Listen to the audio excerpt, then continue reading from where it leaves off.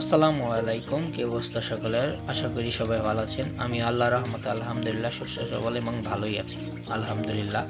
এবং আমাদের পাখি ও কবুতর মাশাআল্লাহ আল্লাহর রহমতে ভালো আছে। আশা করি আপনারাও ভালো আছেন আর আপনাদের পশু পাখি আলহামদুলিল্লাহ ভালো আছে। অনেক দিন হয়ে গেল আপনাদের কোনো ভিডিও দেওয়া হচ্ছে না। কিছুদিন আগে আমরা যে কোয়েল পাখি আনছিলাম, আপনারা সবাই জানেন যে আমরা কিছুদিন আগে নতুন কোয়েল পাখি কিনে নিয়ে এসেছি।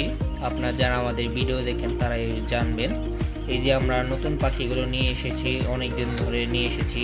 আপনাদের কোনো নতুন আপডেট কোনো ভিডিও দেওয়া হচ্ছে না যে পাখিগুলো কেমন আছে, কীরকম আছে, সুস্থ সবল আছে কি না, কী খাবার দিচ্ছি, কী ওষুধ দিচ্ছি, সেই সম্পর্কে আজকে আপনাদের আমি আলোচনা করব আমাদের পাখিগুলো কেমন আছে।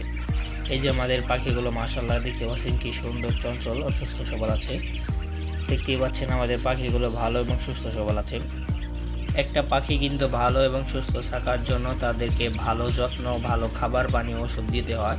এই কারণেই পাখিগুলো ভালো এবং সুস্থ সবল থাকে। পাখির যদি আপনি ভালো যত্ন না নেন, ভালোভাবে না রাখেন, ভালো খাবার, পর্যাপ্ত ওষুধ পানি না দেন, পর্যাপ্ত জায়গা না দেন, তাহলে একটি পাখি কিন্তু ভালো থাকবে না, অসুস্থ হয়ে পড়বে, সুস্থ সবল থাকবে না, চঞ্চলও থাকবে না। আমাদের পাখিগুলো আল্লাহর রহমতে ভালো জায়গা আছে, ভালো খাবার দাবার দিই, ভালোভাবে ওষুধ পানি আমরা দিচ্ছি আলহামদুলিল্লাহ। মাশাআল্লাহ আমাদের পাখিগুলো ভালো আছে। এই যে দেখতে পাচ্ছেন আমাদের নিচে যে পাখিগুলো আছে সেগুলো ডিম পেড়ে দিয়েছে। এই যে কিছু ডিম দেখা যাচ্ছে। এরপর আমি রাতের বেলা যেহেতু পাখিদের খাবার দেওয়া হয় না, এই পাখিদের খাবার দেব। এরপর আমি নিচের পাখিদের যে খাবারটি দিয়ে দিচ্ছি। আমি নিচের পাখিদের যেহেতু রানিং ডিম পাড়া পাখি, সেহেতু আমি তাদের লেয়ার 150 খাওয়াচ্ছি নারিশ কোম্পানির। আর উপরের পাখিদের আমি ব্রয়লার স্টার্টার ফিডটি খাওয়াবো। আমি ভালো কোম্পানির খাওয়ানোর চেষ্টা করি সব সময়, যাতে পাখি ভালো থাকে, সুস্থ থাকে, ভালো ডিম প্রোডাকশন পাওয়া যায়। এরপরে আমি উপরের পাখিদের জন্য ব্রয়লার স্টার্টার ফিডটি নিয়ে নিচ্ছি। উপরের পাখিদের দেওয়ার জন্য আমি ফিডটি নিয়ে নিচ্ছি, নিয়ে তারপরে পাখিদের আমি দিয়ে দিব। এখন আমি পটটিকে সোজা করে নিলাম, সোজা করে নিয়ে এরপরে আমি এখন পাখিদের খাবার দিব। দেখতেই পাচ্ছেন নিচের পাখিগুলো খাবার দেওয়ার সাথে সাথে খাবার খাওয়া শুরু করে দিয়েছে। এই যে আমি পাখিদের খাবার দিচ্ছি, উপরের পাখিদের আমি খাবার দিয়ে শুরু করে দিলাম।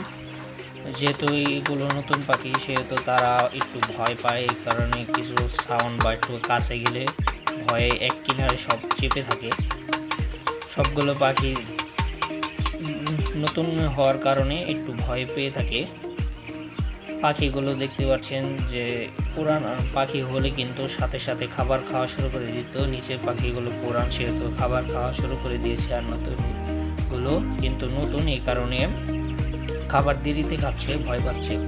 এরপরে যে পানির পাত্রটি দেখতে পাচ্ছি, এটি পানির পাত্র খালি হয়ে গেছে, এই কারণে আমি পানি কল থেকে নিয়ে সুন্দর করে ধুয়ে জগ ধুয়ে আমি পানি দিয়ে দিচ্ছি পাখিদের।